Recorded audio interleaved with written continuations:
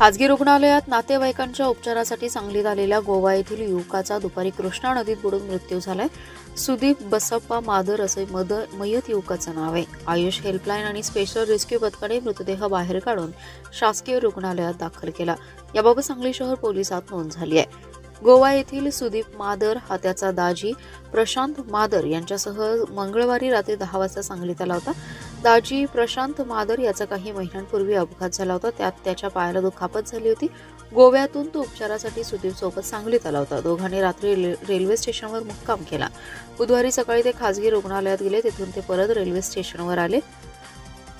गोव्याला जाण्यासाठी रात्री 10 वाजता रेल्वे असल्याने ते परत शहरात आले।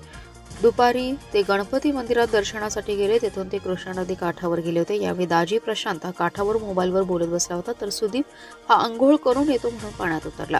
पाण्याचा अंदाज न आल्याने ते काही काळातच बुडाला। या घटनेची माहिती मिळताच शहर पोलिसांनी घटनास्थळी धाव घेतली। आयुष हेल्पलाईनचे अविनाश पवार, रुद्र कारंडे, चिंतामणी पवार, सूरज शेख यांच्यासह स्पेशल रेस्क्यू पथकाला पाचारण करण्यात आलं। पथकाने नदीपात्रात शोध घेऊन सुदीपचा मृतदेह पाण्याबाहेर काढला। त्यानंतर मृतदेह शासकीय रुग्णालयात दाखल करण्यात आलाय। पोलिसांनी सुदीपच्या कुटुंबियांना घटनेची माहिती दिली। या घटनेने कुटुंबियांनाही मोठा धक्का बसलाय। पोलिसांनी पंचनामा केला असून रात्री उशिरा मृतदेह नातेवाईकांच्या ताब्यात देण्यात आला।